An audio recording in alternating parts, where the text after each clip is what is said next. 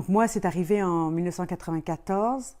Je jouais dans le Dîner de cons, en fait, une production de Juste pour rire.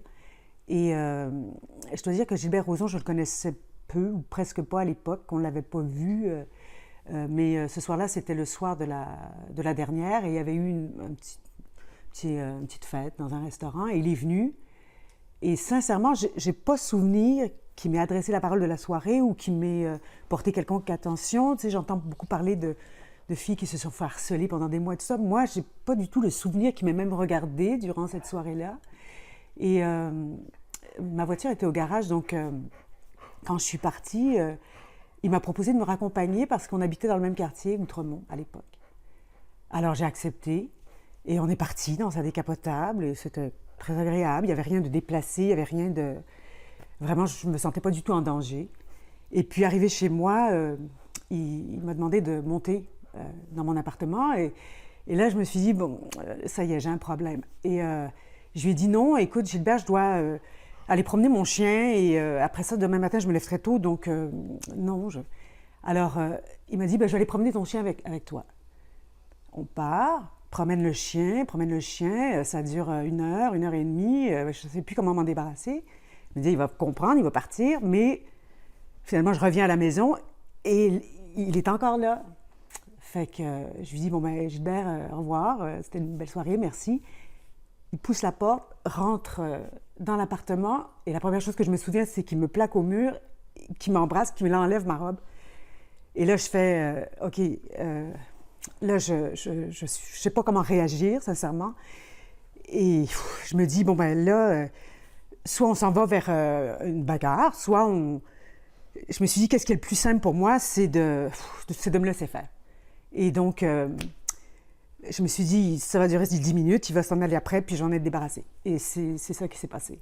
Donc, après 10 minutes, il est parti, et puis ça s'est arrêté là.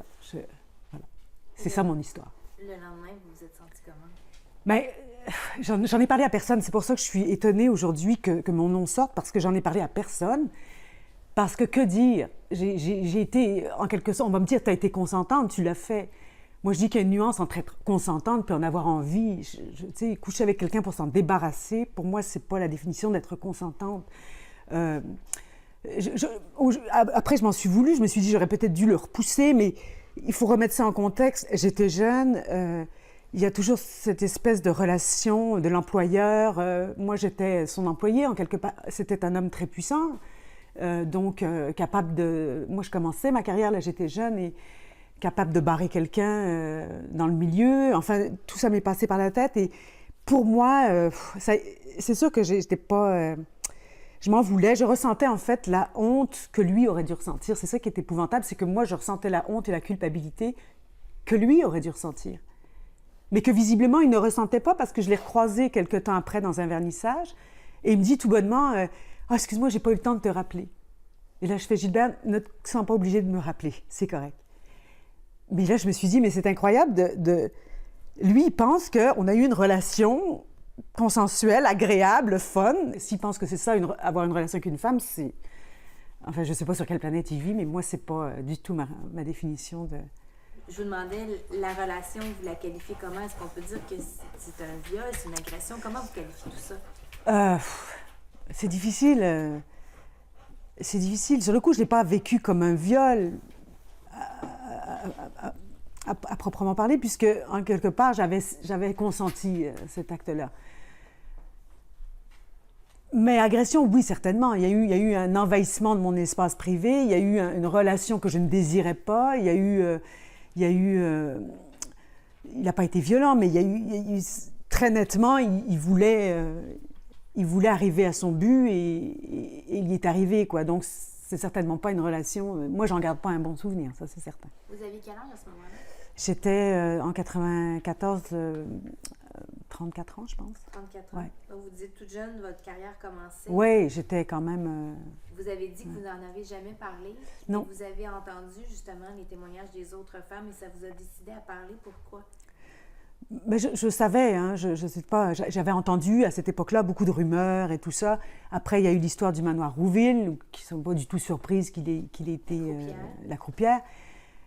Mais en même temps, là encore, ce qui m'a surpris, c'est que malgré cette dénonciation, il s'en soit sorti avec une absolution inconditionnelle. Donc, tu te dis à quoi ça sert de dénoncer? Est-ce qu'on a un système de justice adéquat? Est-ce que finalement, c'est pas toujours la victime qui est finalement placée sur le banc des accusés? Donc, ça ne nous incite pas à dénoncer ça, ça ne nous incite pas à en parler.